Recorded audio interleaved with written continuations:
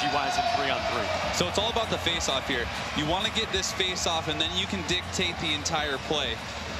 Sometimes they'll send out maybe not their best players, but their best face-off guy for this opening draw, and then he'll even go for a change if necessary. San Jose with a win on the opening draw here of overtime, and they'll look to slow the game down and find for an opportunity to go to the net. And just as you said, Alex Wenberg won it. He's out there to start with Eklund and Orlov. This is Eklund driving in on Marco Rossi, who stood him up. Eklund circles back out high. For Minnesota, they've got Rossi, Spurgeon, and Kaprizov.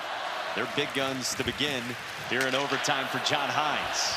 Wenberg for Orlov, moving in on the entry, cuts to the slot, dropped it off. Eklund moved it off for Wenberg, could not handle that, and possession given away to Minnesota before Celebrini was even on the ice.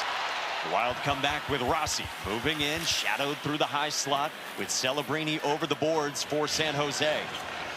And you're going to watch for them to take their time out here.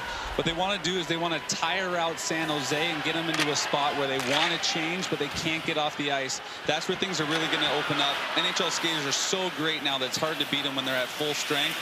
They're gonna circle the zone, get Orlov moving his feet. You see Orlov with a little slash there. Let him know he's there. Overtime 3-on-3 is so much fun. Honestly, it's the closest thing to summer hockey playing with the boys as you can get. Faber moves in, got it for Boldy. Boldy with a sidestep, turning away from Orlov. Matt Boldy, sauced one for Joel Eriksson Ek, drifting out high. In the first 90 seconds gone by here in overtime. Eriksson Ek spun one back for Matt Boldy, trying to turn away from Macklin Celebrini, who pressures Matt Boldy into the corner. Boldy kept it alive with a big frame. Smith tumbled. Boldy with a sidestep.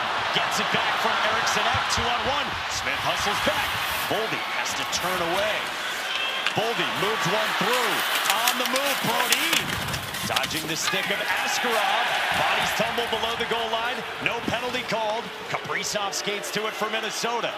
Inside of 3 to go in OT here in St. Paul. Kaprizov on the move, fed it out. Zuccarello darting through. Zuccarello circles, shadowed by Smith. Been out there a while. Zuccarello in the direction of Brodin, grabs it behind the net. Pressured by Dickinson, dropped it off in the direction of Kaprizov, or Zuccarello rather, and pried away by Dickinson.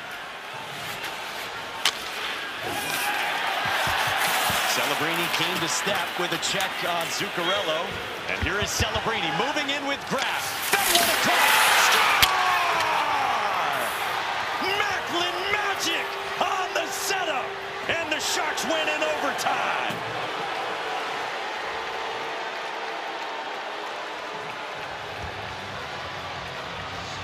Celebrini somehow had enough energy to go back down the ice one more time after being hemmed in for 1:58 total time on that shift. And even while tired, I'm sure his legs were seizing, I know mine would be, he still finds a way to throw it through the defender's legs. And a great play to move it from far side to the backhand, slide it in the empty net. How about that setup to Colin Graff? Guy who's in his first full year in the NHL out of Quinnipiac. He's got his second of the season, and it's an overtime winner on the road for a third time this year for San Jose. Yes, we go to Celebrini here.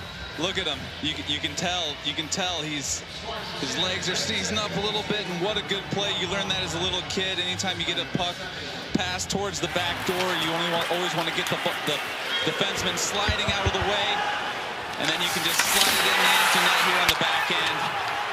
Minnesota played a great game. San Jose with a real flurry after that power play goal, and they find a way to get another win.